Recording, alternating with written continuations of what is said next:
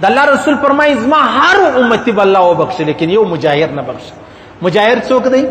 مجاهر دا دی چې ګناه یې وکړه، مقصد یې زنا وکړه، بیا سارې یارانو ته کیسه کول ته راسه زه کیسه څنګه کیسه ده موږ دوی پروګرام جوړ کړي وو، انې لره ولاړو، بولان لره ولاړو، پیر غیب لره ولاړو،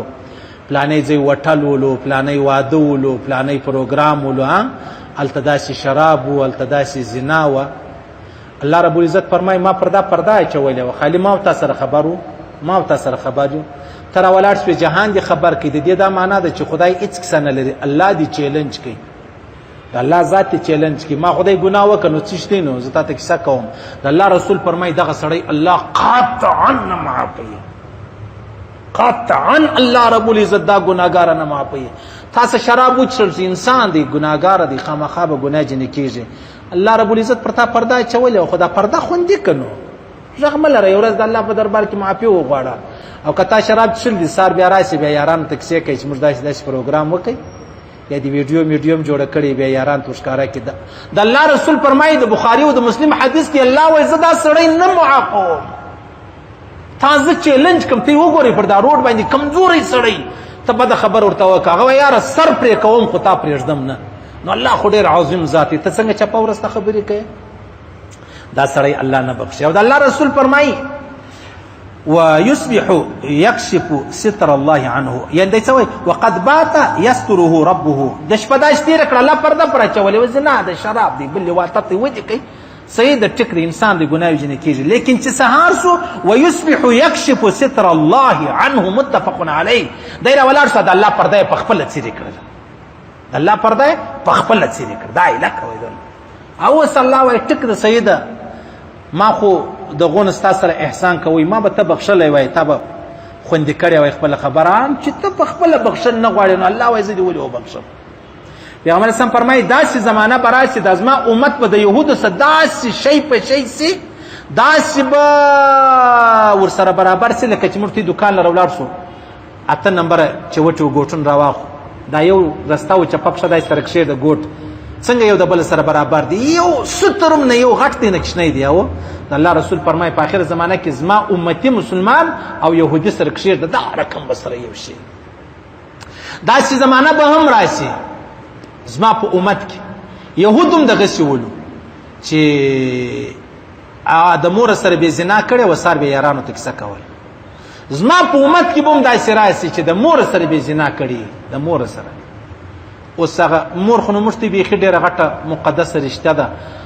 هغه خو ډېره ګرانه خبره ده. او میریځې مور خو نو ډېره، میریځې مور نه د پلار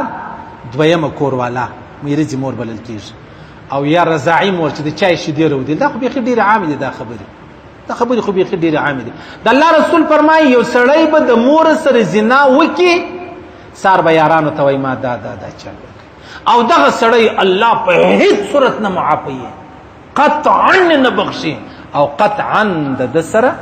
د مغفرت معامله چې دغه نه کوي. او دا زما ستا ژوند دی که نه دی عاجزانه، او موږ په دغه ګناهو مبتلا یو که نه یو مبتلا. صحیح سلو هر سړی دا وایي یاره پلانۍ ورځ مې پلانۍ چم وکړي. بیا خاص کر د سکول و د یونیورسټي و د کالج ځوانان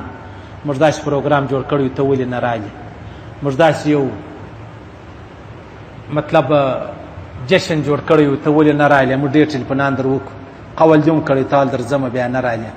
څنګه سوله بس داسې بس دوه درې ملګري موږ وو، دوه درې هغه وو، ولاړو په رخشه کې ولاړو په پلانې ځای کې. قسم پر رب کې آباد وویني دا وطن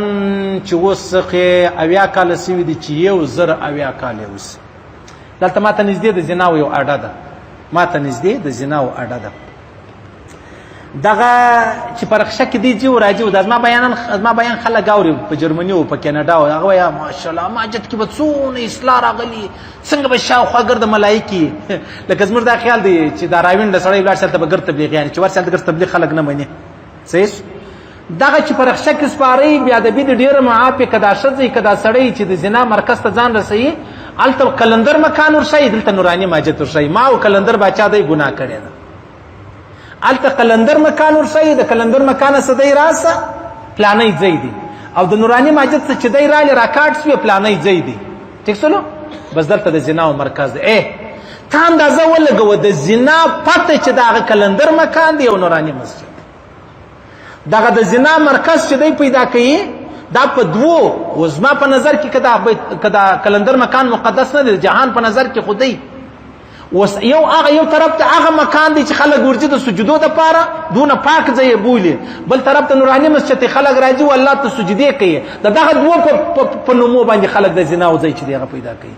پر دغه رخصه والا دم لعنت دي چې دا پکې سپور دی پر هغه دم لعنت دي چې دا چا اډه خلاصه کړې ده پر هغه دم لعنت دي پوه شواست دونه د بدمرغۍ و د بدقسمتۍ زمانه ده هسې سره ګایېږو هسې ناري او خبرې سره کو دربه یې په مسجد کې جوړ کړي څه کیسه د ملا نصیحت کوي د ملا نصیحت خو دا څنګه د زنا مرکز دی ختم کې بس دی نور څه غواړي زه په کیناډا او په استرالیا کې خلک د زنا راګرځوم بیانونه ورسته نو خو دغه را وګرځوه وقد بات یستره ربه د الله رسول فرمایي شپه خو تا داسې تېره کړه الله پرده در باندې اچولې وه کنې الله ښکاره کولی سو ملایکې به راغلي وې ته به یې رسوا کړی ده الله نه وه کړله نو تا چیش وکړلو ته راولاړ سولې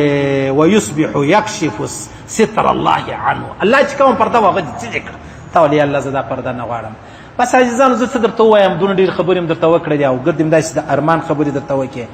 ډېرې مې د پیغور خبرې درته وکړې ډېر د ازمایش خبرې مې درته وکړې هسې بس نه د معلوم الله رب العزت زموږ سره ګډ سره څه وکړي بس الله رب العزت چې موږ ته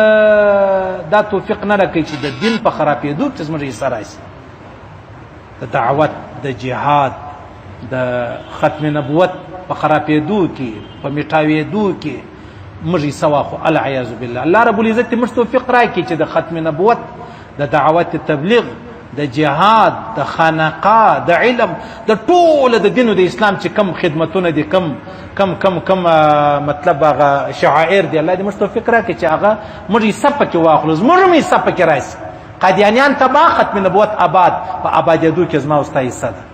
ختم نبوت نعوذ بالله برباد قادیانیان آباد العیاذ بالله په قادیانیت کې زما او ستا حصه یا د قرآن او د اسلام او د دین په باره کې بس په دا کې به د الله څخه غواړو چې یا الله مه مې تباه کوې یا الله مه مې شرمنده کوې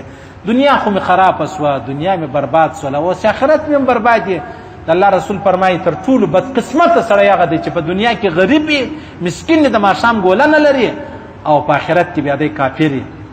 د جهنم دا تر ټولو د زړه دشمن دی نو بس الله رب العزت د ایمان او اسلام نه راسه اخلي و زوم په ځان یم خبر تاسو په ځان نه خبر دعوت والا وای دعوت والا تبلیغ والا هغه وای دا مسلمانان په یو حواله تر کافرانو ناکام دي هغه دا 24 غنټې د کفر دروازه مسلمان ته خلاصه ده چې زړه دی غواړي بس وز العیاذ 24 غنټې د کافر د پاره د اسلام دروازه خلاصه زړه دی غواړي دا نه نوځي کافر په هغه حواله باندې شدی چار وخت زړه وغوښتي الله رب العزت پیرا ول اسلام او مسلمان چې هر وخت الله رب العزت تبا کوي بس د اسلام به و بس نو الله دې ویل اوریدل قبول منظور وګرځي عزیزانو دا نن سبق چې دا به د دې په خاطر دی الله رب العزت زموږ وطن را شایسته په ایمان او په اسلام او په عدل او په انصاف په دغه رقم افغانستان دغه رقم ټول اسلامي ممالک او یا الله رب العزت موږ ته چې کم څوک بیماران دي شفای کامله ور نصیب کړي یا الله څوک هسپتالو کې پراته دي شفای کامله ور نصیب کړي یا الله څوک بیروزګار دي حلال روزګارونه ور نصیب کړي یا الله څوک د نکاح ترتیب نه دی برابر د چا د بچی د چا د زوی د دواړو یا الله حلاله نکاح چې د هغه ترتیب برابر کړي